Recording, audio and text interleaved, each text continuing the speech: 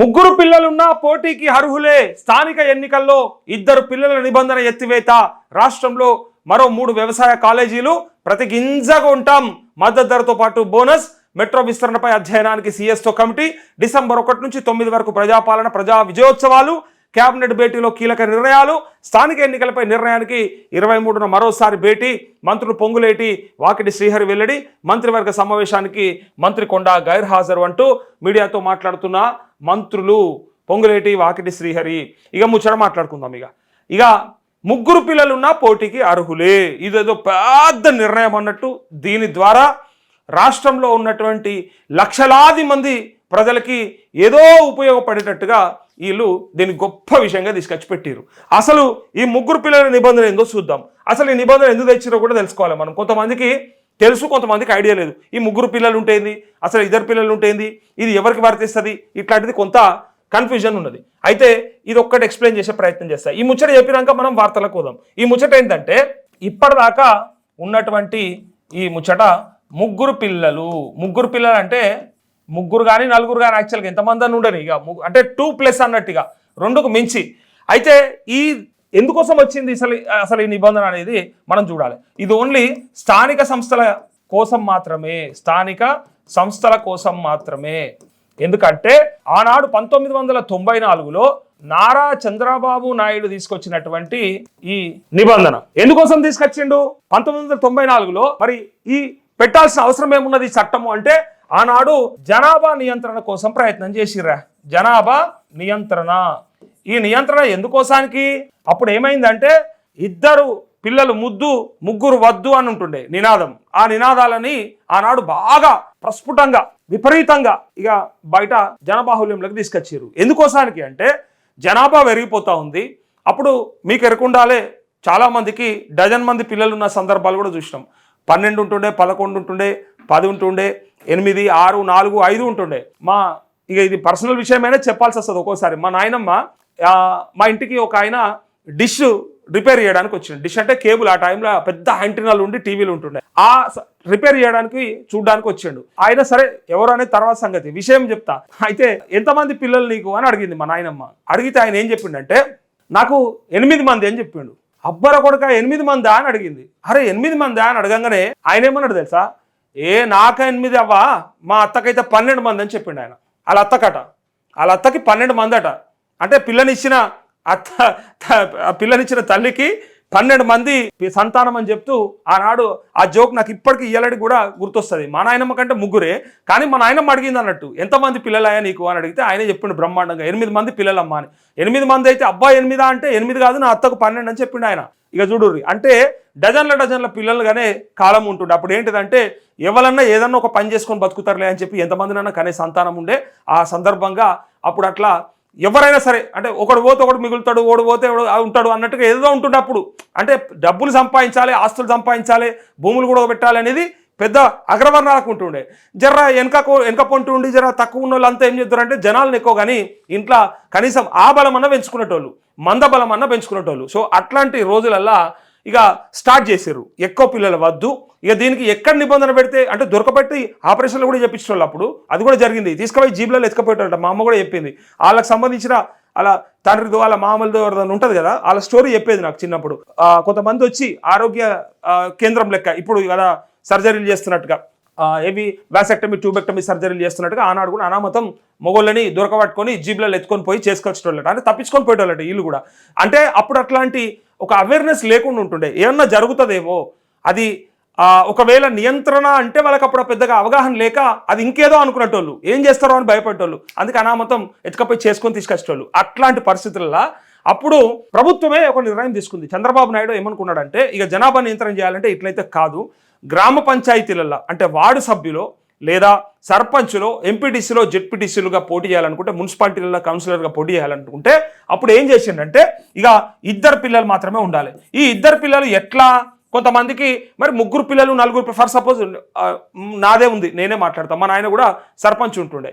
మేము 4, కానీ ఆ 4 1994 ముందే పుట్టి ఉండాలి. అసలు ముచ్చట గిరిగా 1994 కంటే ముందే పుట్టి ఉండాలి. అట్లయితే నలుగురున్నా సరే ఐదుగురున్నా సరే, అంటే 94కు ముందు వాళ్ళు పుట్టాల్సింది 90లో 89లో 85లో 80లో 70లో ఉండి నలుగురున్నా ఐదుగురున్నా ఆ నిబంధన వర్తించదు. ఎవరన్నా బై మిస్టేక్లా అన్ఫార్చునేట్గా 94 తర్వాత కనుక ఇద్దరు కంటే ఎక్కువ ఆల్రెడీ ఇద్దరు ఉండగా ఇంకొక పిల్లగాడు వచ్చిండు అనుకో, పిల్లగాడో పిల్లను పుట్టింది అనుకో, ఇక వాళ్ళు నాట్ ఎలిజిబుల్. దేనికి? స్థానిక సంస్థల ఎన్నికల కోశానికి. అయితే ఆనాడు తీసుకురావడానికి ఒక మన రాష్ట్రం ఒక్కటే కాదు, అప్పుడు ఇంకొక 3-4 రాష్ట్రాలు కూడా సేమ్ ఇదే పద్ధతిని అవలంబించినాయి. దానికి కారణం కూడా జనాభా నియంత్రణ కోశానికి అని చెప్పిండ్రు. కావాలంటే ఆ రాష్ట్రాల పేర్లు కూడా నేను చెప్తా, ఎందుకోసం తీసుకొచ్చిర్రు. మరి చంద్రబాబు నాయుడు ఆనాడు సెక్షన్ 19(3) ఇది. ఈ సెక్షన్ ఏంటిదంటే సెక్షన్ 19(3) ఇది. సో ఈ సెక్షన్ ప్రకారము ఆనాడు తీసుకొస్తే రాజస్థాన్, హర్యానా, ఒడిస్సా, ఇగో రాజస్థాను, హర్యానా, ఒడిస్సా, అట్లే ఆంధ్రప్రదేశ్, మనం అప్పుడు ఉమ్మడి ఆంధ్రప్రదేశ్లో ఉన్నాం కదా, సో ఆంధ్రప్రదేశ్ ఈ చట్టం ప్రకారము ఆనాడు ఇక తెలుగుదేశం పార్టీ తీసుకొచ్చింది. దీని ముఖ్య ఉద్దేశం కూడా స్మాల్ ఫ్యామిలీ నార్మ్, అంటే చిన్న కుటుంబాలుగా ఉండాలని చెప్పి ఆ విధానాన్ని ప్రోత్సహించడం కోసానికి ఆనాడు తీసుకొచ్చి ప్రజాప్రతినిధులు అనేటోడు గనక ప్రజలకి కొంత ఆదర్శంగా ఉంటే సో జనాలు మారుతారు, అందుకోసానికి నియంత్రణ చేపడదామని చెప్పి ఆనాడు చంద్రబాబు నాయుడు ఆలోచించి తీసుకొచ్చి పెట్టిండు. అయితే ఇది ఎప్పటి నుంచి వచ్చింది ఈ చట్టము అంటే 94 తర్వాత వాళ్ళు పెట్టింది. అయితే 95 మే 30 తర్వాత, ఇగో 1995 మే 30, ఇగో ఇది డేట్ యాద పెట్టుకోరు. మీ పిల్లలు ఎవరన్నా దీని తర్వాత ఉంటే మీరు అనర్హులే, మూడో సంతానం ఉంటే గనక. తీసుకొచ్చిందేమో 94లా ఈ చట్టం, బట్ 95 మే 30 తర్వాత పుట్టినటువంటి ఏ పిల్లగాడు కానీ మూడో సంతానంగా ఉంటే 3 కానీ ఇక తర్వాత ఎవరున్నా కూడా నాట్ ఎలిజిబుల్. సో అంతలోపు కనుక ఎంతమంది ఉన్నా ఎలిజిబిలిటీ ఉంటుంది, అది ఒకసారి చూడాలి. ఇది ఎవరికి? గ్రామ పంచాయతీ వార్డు సభ్యునికి, సర్పంచ్కు, ఎంపీడీసీకి, జడ్పీడీసీకి, అట్లే జిల్లా పరిషత్లకు, మండల పరిషత్లకు మాత్రమే అనర్హులు. కానీ దొంగలు ఏం పెట్టుకుని చూసిర్రా? ఇక చూడుర్రు, ఇక ఇప్పుడు ఎంపీలకు ఎమ్మెల్యేలకు మరి ఎందుకు వర్తించదు? ఇప్పుడు ఇది గ్రామ పంచాయతీలలో ఓకే, మన మండల పరిషత్లలో ఓకే, జిల్లా పరిషత్లలో ఓకే, మరి చట్టసభలకు ఏం ఉండక్కర్లేదా? అంటే నాయకులు అంటే గాల్లేనా?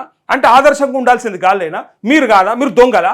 మరి మీకెందుకే ముగ్గురు నలుగురు ఉంటారు అంటే ఇక వాళ్ళ దగ్గర సమాధానం లేదు. నిజంగా చూడండి, వాళ్ళు ఎమ్మెల్యేగా పోటీ చేయొచ్చు, దానికి అడ్డం లేదు. ఎంపీగా పోటీ చేయొచ్చు, దానికి అడ్డం లేదు. ఎమ్మెల్సీగా పోటీ చేయొచ్చు, దానికి అడ్డం లేదు. కానీ ఒక వార్డు మెంబర్ పోటీ చేయొద్దు. ఇగో ఒక సినిమాలో ఉంటుంది, నేను గతంలో కూడా చెప్పిన, మన మీద మనం ప్రయోగించుకునే చట్టాలను మనం తయారు చేయొద్దు అని చెప్పి గొల్లపూడి మారుతిరావు అంటాడు. ఎవరితో? లీడర్ సినిమాల, మన ఛానల్ పేరు లీడరే కదా, లీడర్ సినిమాల హీరోతోని, రానాతోని ఏమంటాడు? అరే మనని ముంచుకునే చట్టాలు మనం ఎందుకు తీసుకొస్తామయ్యా అన్నట్టు ఇలా మన మీద మనం ఎందుకు పెట్టుకోవాలి అట్లాంటి చట్టాలని చెప్పి ముగ్గురు కాదు వాళ్ళకి ఎంతమంది పిల్లలున్నా ఆ నిబంధన వర్తించకుండా ఖాళీ గ్రామాలల్లా, మండలాలల్లా, జిల్లా స్థాయిలో ఉన్నటువంటి ఆ నాయకులను మాత్రమే అక్కడ ముంచేసి ఇక ఎమ్మెల్యేలుగా, ఎంపీలుగా మనకు మాత్రం ఏ నిబంధన ఉండొద్దు. చూసిరు కదా, చట్టసభలలో రిజర్వేషన్లు ఉండయి, చట్టసభలల్లో వాళ్ళ జీతాలు ఇష్టం ఉన్నట్టు పెంచుకుంటారు, చట్టసభలల్లో 6 నెలలు ఖాళీ ఉండకుండా ఇంకొక ఎమ్మెల్యేని పెట్టేసుకుంటారు, ఎక్కడికి వెళ్ళి వెకేట్ ఉండకూడదు. కానీ మనవి మాత్రం సంవత్సరంన్నర నుంచి ఏడాదాడ పడేసినా సరే అలాదేంది ఎక్కడిదక్కడ ఖరాబ్ చేసి మేము మంచుకుంటే చాలనుకునే ప్రయత్నంలో ఉంటారు. అందుకే ఇలా ఈ చట్టం తీసుకొచ్చింది కూడా మనల్ని అవలగలం చేయనీకే, మనల్ని పిచ్చోలం చేయనీకే. వాళ్ళకు బరాబరే. మీకు లేరా? ఎమ్మెల్యేలకు, ఎంపీలకు, ఎమ్మెల్సీలకి ముగ్గురు నలుగురు పిల్లలు లేరా? 90 తర్వాత పుట్టినోళ్ళు కూడా లేరా? మళ్ళీ తర్వాత రెండో పెళ్లి చేసుకుంటే పుట్టినోళ్ళు లేరా? ఎంతమంది లేరు? పక్క రాష్ట్రంలో పవన్ కళ్యాణ్ ఉన్నాడు, ఎవరో ఎందుకు ఇంకా? ఫస్ట్ ఆయనకి ఎంతమంది పిల్లలు లేరుక? ఫస్ట్ భార్యకి ఎంత, రెండో భార్యకి ఎంత, మూడో భార్యకి ఎంత సంతానం లెక్క పెట్టుకుంటే మరి ఆయనది కూడా ఎప్పుడో దాటిపోతుంది. మొన్న కూడా పుట్టినోడు ఉంటాడు ఎవరన్నా ఒక 2-3 ఏళ్ల కింద. నేను ఇది అవమానించడానికో తక్కువ చేయడానికో మాట్లాడట్లేదు, కానీ మీరుగా మాత్రం పెట్టుకోరు, అవతలోనికి మాత్రం పెడతారు అని అంటా ఉన్నా. ఎప్పుడైనా నిబంధనలు అవతలోనికే, మనకు కాదు. ఏమన్నా పెట్టాలంటే రూల్స్ అవతలోనికే, మనం పాటించడానికి కాదు. ఇలా చట్టసభలల్లా ఇక మీరు మాత్రం రిజర్వేషన్లు ఉండయి, మీకు మాత్రం ఈ నిబంధనలు ఉండవు. కానీ ఒక సామాన్యులైనటువంటి గ్రామాలలో ఉండే చిన్న కార్యకర్తలు, నాయకులు కష్టపడి ఏదో ఒక పదవి తెచ్చుకుందామని చూస్తే చివరికి 3 సంతానంని ఆనాడు ఉండకూడదని చెప్పి పెట్టినటువంటి ఆ నిబంధనని ఇలా ఎత్తేస్తున్నట్టుగా ఇది ఉపయోగపడుతుంది అని అనుకుందాం కొంతమందికి. కానీ మీకెందుకు పెట్టుకోలేదని నేను అడుగుతా ఉన్నా. ఇప్పటిదాకా మీకెందుకు లేదయా? మీరెందుకు పెట్టుకోరు? మీరేమన్నా మీదికెళ్ళి ఊడిపడ్డారా? మీరు అతీతులా అన్న? అట్లా కాదన్నట్టు మీరు మాత్రం బ్రహ్మాండంగా ఉండాలి, అవతలోడు మాత్రం ఆగం కావాలి. సో ఇవాళ వీళ్ళు తీసుకొచ్చిన దాన్ని బట్టి అసలు ఎన్నికలే జరుగుతాయో లేదో గ్యారంటీ లేదు. ఎప్పుడు పెడతారో తెలుస్తలేదు. పిల్ల పుట్టక ముందే కుల్లగుట్టి పెట్టినట్టు ఇలా మొదలే అన్ని తయారు మీద పెడుతున్నారు. ఇప్పుడు అది అవుతుందో లేదో తెలియదు, అసలు అది ఏడాకా పోయిందో తెలియదు. సుప్రీంకోర్టులోనేమో స్పెషల్ లీవ్ పిటిషన్ కొట్టేసే, ఈడనేమో హైకోర్టులను తేల్చుకోమని చెప్పే, ఇక్కడనేమో ఇంకా ఇంప్లీడ్ పిటిషన్స్ ఇంకా విచారణ జరగనే బట్టే ఫైనల్గా ఏం తీర్పు వస్తుందో ఎవడు చెప్పలేడు. పైగా 50% లోపు రిజర్వేషన్ పెట్టుకొని ఎన్నికలకు పోమని చెప్పి కూడా కోర్టు చెప్పింది. వీళ్ళు అట్లా పోతారా తెలియదు, ఇట్లా పోరా తెలియదు. మళ్ళీ క్యాబినెట్ మీటింగ్ పెట్టుకుంటారట, మళ్ళీ 26 తారీఖు నాడు పెట్టుకొని మళ్ళీ ఒక నాడు ముచ్చట పెట్టి ఆనాడు డిసైడ్ చేస్తారట. మీకు తెలుసు అందరికీ ఏం జరగబోతుందో. అయితే ఇక్కడ ఈ చట్టం ప్రకారం ఆనాడు ఇక వద్దు ముగ్గురు పిల్లలు అయితే 2 పిల్లలకు మాత్రమే అర్హత ఉంటుందని చెప్పి పెట్టిన చట్టాన్ని వీళ్ళు తీసేస్తున్నట్టుగా ఇప్పటి నుంచి 3 ఉండని 30 మంది ఉండని అని చెప్పేసి, అంటే ఇప్పుడు ఒక స్టాగ్నెట్ సిచ్యువేషన్కి వచ్చేసిందట, అంటే కొంత నియంత్రణకు వచ్చేసిందట. అది ఉద్దేశం. ఎందుకోసం తీసేసిర్రు మరి కొంతమందికి అనిపిస్తుంది, అదేంది మొన్నటిదాకా ఉండే కదా మరి ఇప్పుడేం తీసేసిర్రు అంటే, ఇప్పుడు కొంత నియంత్రణకు వచ్చింది. నియంత్రణకు ఎందుకు వచ్చింది చెప్పాలనా, ఇలా ఒక్కరిని పోషించుడు, ఒక్కరికి చదువు చెప్పించుడు, ఒక్కరిని బతికించుడు చాలా కష్టం. ఇక 2 సంగతి అయితే ఇక అందరికి ఎరక, చూస్తున్న అందరికి ఎరక లైవ్లో ఆ తల్లిదండ్రుల కథ అంటే ఆ పిల్లలు చేసే ఆ కథలకి ఇలా పోరగాళ్ళు 2 పెంచుడే గొప్ప. అప్పుడు 4 పెంచారు, ఈ 40 మందిని పెంచారు, కానీ ఇప్పుడు ఎవ్వరితో కాదు, 2 కంటే ఎక్కువ పిల్లల్ని పెంచుడు ఇలా మామూలుతో కానే కాదు. సామాన్యుడు అసలు ఇప్పుడు పెరిగిన ధరలకు ఉన్న పరిస్థితులకు ఎవ్వరితో కానే కాదు. చేసే పెళ్లిళ్లకు చదివించే చదువులకైతే ఇక లెక్కనే లేదు ఆ డబ్బుకి. అందుకే ఇవాళ ఆ పరిస్థితి లేదు. అయితే కొంత తగ్గించుకున్నారు జనాలే, వాళ్ళే నియంత్రించుకున్నారు. ఇక ఎన్నికల పోటీ చేయాలనే కాదు, ఇలా పెంచలేని పరిస్థితి కనిపిస్తూ ఉంది. పెంచినా రేపు పొద్దుగలబడి మనం చూసుకుంటారా లేదా అనే పరిస్థితి ఉంది. అంత ఆగమాగం ఉందన్నట్టు, ఏం గ్యారంటీ లేదు. అంత దందాలు అయిపోయినాయి, వ్యాపారం అయిపోయింది. వాని పెంచి వానిపైన ఇన్వెస్ట్మెంట్ చేస్తే వాడిని రేపు పొద్దున ఏమైనా చేస్తారని ఆశ. ఇంతే మనుషులది. ప్రేమ తక్కువ, ఆర్థిక సంబంధాలు ఎక్కువ అయిపోయినాయి. అవసరమైతే నువ్వు వాడిని పెంచి పెద్ద చేసి మనకు అన్ని అందుబాటులో, మీ నాయన నీకు ఏం చేసిండో నీకు అన్నేరుక. అయినా మనం ఏం చేస్తామంటే, మా నాయన నాకు ఏం చేయలేడు కాబట్టి నేను ఆ పిల్లలకు మస్తు చేస్తాడు, మంచిగా పెడతాడు. రేపు పొద్దుగల అస్సలు పెడతాడు, వాడు టైం మీద పెడతాడు. అది నీకు అర్థమైపోతుంది తర్వాత. సో పిల్లలని పెంచడం నిజంగా అంటే కన్నందుకు పెంచాలి, పోషించాలి, అన్నీ అందియాలి. కానీ వానికంటే వీనికంటే ఎక్కువ ఇవ్వాలని, పక్కోనికంటే నేనే టాప్ అని తోప్ అని చూపిస్తే రేపు పొద్దుగాల వాడే నీకు అన్ని చూపిస్తాడు. మొత్తం సినిమా ఎవడు చూపెట్టాడు నీకు, బయటోడు ఎవడు చూపెట్టాడు, ఇంటోడే లేదా నీ కొడుకులు నీ పిల్లలే చూపిస్తారు. సో ఎగ్జాక్ట్గా ఇప్పుడున్న పరిస్థితులలో ఎట్లయినా సంబంధాలన్నీ కూడా ఆర్థిక సంబంధాలు లేదా ఎట్లా అంటే ఇన్సూరెన్స్ లెక్క అయిపోయింది. నువ్వు ఇప్పుడు వాళ్ళ మీద ఇన్వెస్ట్ చేస్తే రేపు పొద్దుగా వాళ్ళ నుంచి రిటర్న్స్ వస్తాయి. అది నీకు చేతకాని కాలంలో వాడు ఏమైనా చేస్తాడేమో అని ఆశ కొద్ది, ఇంతే తప్ప ఇంకొకటి లేదు. ఇక ప్రేమలు అనేటివి అయితే అవి యాడున్నాయో ఇక వెతుక్కోర్రి, మీకు తెలిసి ఉంటే ఏమైనా వెతుకచ్చుకుపోర్రి. చిన్నప్పుడు మరి అప్పుడు చూసినవన్నీ ఇప్పుడు ఉన్నాయా అనేది మీరే లైవ్లో చెప్పుర్రు అని చెప్పేది ఉంటే. అయితే దీంతో పాటు ఈ నిబంధన తీసేస్తే ఎంతమందికి ఉపయోగపడుతుంది? మరి స్థానిక సంస్థలలో 3 పిల్లలు ఉన్నటువంటి వాళ్ళు పోటీ చేయొచ్చు కాబట్టి ఇప్పటి నుంచి ఇక అవకాశం ఉన్నది. ఎవరన్నా ఇన్ని రోజులు అరే 3 పిల్లలు 95 తర్వాత పుట్టిన వాళ్ళు ఉన్నారు కాబట్టి నాకు అవకాశం లేకుండే అనుకుంటారు కొంతమందికి మాత్రం ఉత్సాహమే. బట్ వీళ్ళు ఎన్నికలు ఎప్పుడు పెడతారో తెలియదు కదా, గ్యారంటీ లేదు కదా, ఎప్పుడు వస్తుందో తెలియదు కదా. సో అందుకోసానికే ఇక్కడ చాలామంది ఆదెం పెద్ద ముచ్చట్న అన్న గదేమున్నతి, అప్పుడు వాళ్ళు పెట్టిరు, వీళ్ళు తీసేసిరు, దాన్ని గొప్ప చెప్పిరు. క్యాబినెట్ మీటింగ్లో తీసుకోవాల్సిన నిర్ణయాలు ఇవా, ఇట్లాంటివా? పథకాల మీద తీసుకోవచ్చు కదా, సంక్షేమం మీద తీసుకోవచ్చు కదా, 2000 4000 చేయొచ్చు కదా. ఏం రోగం మీకు, ఎందుకైతే లేదు మీతోని? చెయ్యరు అంటే ఉపయోగపడుతుంది కదా, ప్రతి పౌరుడికి ఉపయోగపడేది కదా. 2500 పెన్షన్ ఇవ్వచ్చు కదా మహిళలకు, అక్కలకు, చెల్లెమ్మలకు. సో అది ఇవ్వద్దా? అవిట్ల మీద మాట్లాడాలి, అవి మాట్లాడరు. ఇక అదేదో గొప్ప విషయం లెక్క నిన్న 3 పిల్లలున్నా పోటీకి అర్హులే. నేనేమంటా ఉన్నా, ఇన్ని రోజులు మీరు అనుభవించారు కదా, ఇప్పుడు మీరు పెట్టుకోరు. మరి ఎమ్మెల్యేలుగా, ఎంపీలుగా, ఎమ్మెల్సీలుగా పోటీకి అనర్హులను పెట్టుకోరు 2 కంటే ఎక్కువ ఉంటే. నియంత్రణ ఇన్ని రోజులు మమ్మల్ని చేసారు కదా, ఇప్పుడు మీరు కూడా చేసుకోరు. ఇన్ని రోజులు మీకు లేదు కదా, ఇప్పుడు పెట్టుకోరు మీరు కూడా అని ఇలా ప్రశ్నలు వస్తూ ఉన్నాయి. స్థానిక ఎన్నికల్లో ఇక నిబంధన తీసేసిరట. రాష్ట్రంలో ఇక ముచ్చట చూడరు, ఇక 3 వ్యవసాయ కాలేజీలు వస్తున్నాయట. మళ్ళీ ప్రతి గింజను కొంటాం, మద్దతు ధరతో పాటు బోనస్. మద్దతు ధర మద్దతు ధర ఎట్లా అడగాలి వీళ్ళని? ఇప్పుడు బోనస్ వచ్చిందా మీ అందరికీ? మద్దతు ధరతో పాటు బోనస్ అట సన్నవాళ్ళకి. మొన్నటి బోనస్ వేసిర్రా? ఒకసారి కామెంట్ పెట్టుర్రన్న, ఎవరన్నా చూడరు ఒకసారి. ఆగురి, మీ సంగతి చెప్తాం ఆగురి. రైతుల బాధ ఇదంతా. మద్దతు ధర ఎంత ఉన్నది, ప్లస్ సన్నవాట్లకు బోనస్ పోయినసారి పడ్డదా, ఈసారి పడుతుందా, మిమ్మల్ని ఎట్లా నమ్మమంటారో చెప్పుర్రి. ఇదో పెద్ద నిర్ణయము, దీన్ని గొప్పగా మీరంతా కూర్చొని తీసుకోవాలి. కొత్తగా చెప్పేదేమనుంటే చెప్పుర్రి. రైతు బంధు పెంచేది ఉందా చెప్పుర్రి, 12,000 15,000 చేసేది ఉందా చెప్పుర్రి. రైట్. విఠల్ రెడ్డి, నమస్తే నరేష్ అన్న. కాంగ్రెస్ నాయకులుగా 2 కంటే ఎక్కువ పిల్లలు ఉన్నారు కాబట్టి ఈ పద్ధతి తెచ్చారని అనుకోవాల్సి వస్తుంది అన్న అంటూ. మరి ఏమన్నా ఉన్నదా ఈ అన్న బలి పెట్టండి. ఇగో ఒకసారి చూడుర్రి ఏమంటుండు తెలుసా, కాంగ్రెస్ నాయకులకే ఉన్నట్టు అన్న, అందుకోసానికే ఇగో 2 పిల్లల కంటే ఎక్కువ ఉన్నారేమో అందుకోసానికే వాళ్ళు తీసుకొచ్చిరేమో అని. అవు కదా, అది ఓళ్ళు అడిగిరే అసలు వీళ్ళు గమ్మతుంటుంది నాయకుల్ని. అడిగినాయి చెప్పినాయి చేయరు, అడగని కొత్తయి లేని ఏదో గమ్మత్తైనవి అంటే వీళ్ళు ఇప్పుడు ఒకసారి అటెన్షన్ని డైవర్ట్ చేయడానికి ఇట్లాంటి విషయాలకు మాత్రం ముందరుంటారు. శంకర్ బంధు పిలుపు భలే నవ్వు తెప్పిస్తుంది. చట్టం చేయాల్సిన పార్టీ, మద్దతుగా ఉండాల్సిన పార్టీలు కూడా బంధుకు మద్దతు తెలుపుతున్నాయి. మరి చట్టం చేయాల్సింది ఎవరు? బీసీ సంఘాలు ఆలోచించాలి. ఎగ్జాక్ట్గా చెప్పినవన్నా శంకర్ అన్న, నిజంగా బ్రహ్మాండమైనటువంటి మాట. చేయాల్సిన దొంగలు చేయకుండా ఇక్కడ రాష్ట్ర ప్రభుత్వం, అక్కడ కేంద్ర ప్రభుత్వం ఇద్దరిని దొంగలు అంటా ఉన్నా. ఎందుకంటా ఉన్నా తెలుసా? చట్టం చేయాల్సినోడే. ఇది ఎట్లున్నదంటే ఇక ఎవడైతే చేయన్నో వాడే ఎవరితో అడుగుదామన్నట్టు అయిపోయింది. ఇప్పుడు వాళ్ళే బంధుకు మద్దతు తెలుపుడు అంటే పిచ్చి అంటారు, ఎర్ర అంటారు. అరే మీ చేతిలో ఉన్నది కదా చేసేది, అవకాశం ఉన్నది మీకు కదా. మీరు చేయకుండా ఎవరి మీద ఓ చేయాలి? ఐక్యరాజ్య సమితి చేయాలనా, లేకపోతే వేరే దేశాలు ఏమైనా చేయాలనా? మన దేశంలో మన ప్రభుత్వాలు చేయాల్సిన పనిలో మన ప్రభుత్వాలే బంధుకు మద్దతు తెలిపినాయంటే సిగ్గు శరం ఉందా అని అడుగుతారు రేపు పొద్దుగల. మరి ఇక దీనికి సమాధానం అయితే చెప్పుకోవాల్సి వస్తుంది. రెండు ప్రభుత్వాలు కూడా కొంచెమన్నా బుద్ధి ఉండాలి.